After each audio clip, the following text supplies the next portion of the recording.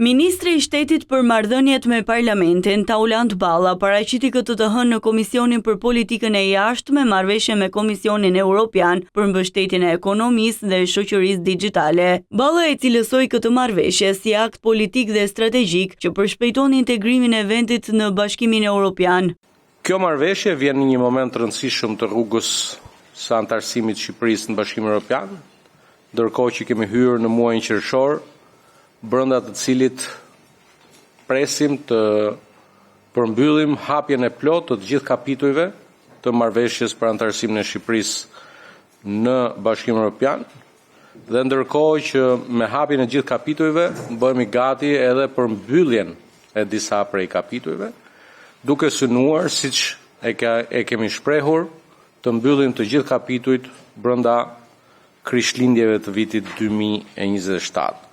Sipas ministrit, kjo marrëveshje vjen në një moment të rëndësishëm për agjendën europiane të vendit dhe është pjesë e paketës së mbështetjes në kuadër të planit të rritjes për Ballkanin Perëndimor. Shqipëria ka mundësinë e artë të përfitojë mbështetje financiare afro 922 milion euro, këto qoftë në kredi, qoftë në grante, dhe përfshirë po ashtu dhe një mbështetje direkte buxhetore për 27 milion eurosh.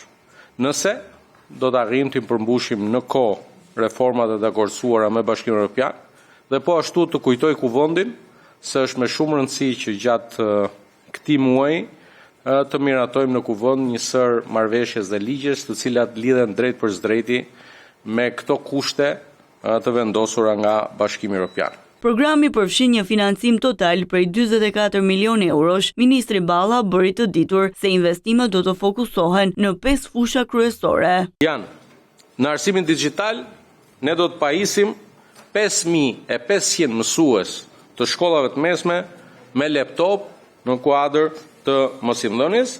Synojmë që këto 5.500 mësues të përdorin plotësisht sistemin SMIP, Sistemi i Menaxhimit të Informacionit Paraursitar, gjatë zhvillimit të orës mësimore. Pra do të jenë 5.500 mësues që do të pajisen me laptopët përkatës dhe të lidhur në rrjet me qëllim përdorimin e metodave të avancuara të mësimdhënies. Po ashtu kemi menduar dhe rishikimin e kurrikulus TIK për shkollat e mesme dhe rritje kapaciteteve për mësuesit mbi kurrikulat e reja. Po ashtu, sa i përket e thash shëndetësinë digjitale, synojmë rritjen e përdorimit të dhënave shëndetësore përmes 2 sisteme elektronike, ngritjen e sistemit të informacionit radiologjisë dhe regjistrit elektronik shëndetësor, e cila është një hap tjetër i rëndësishëm në shërbim të qytetarëve. Siguria kibernetike do të mbështetet akshi për blerjen e softwareve, por dhe të licencave sa i përket threat intelligence, dark web monitoring dhe një ngritja e një server room-i të ri. Sa i përket tatimeve, synojmë të integrojmë dhe ndërveprojmë me sistemet tatimore të BE-s.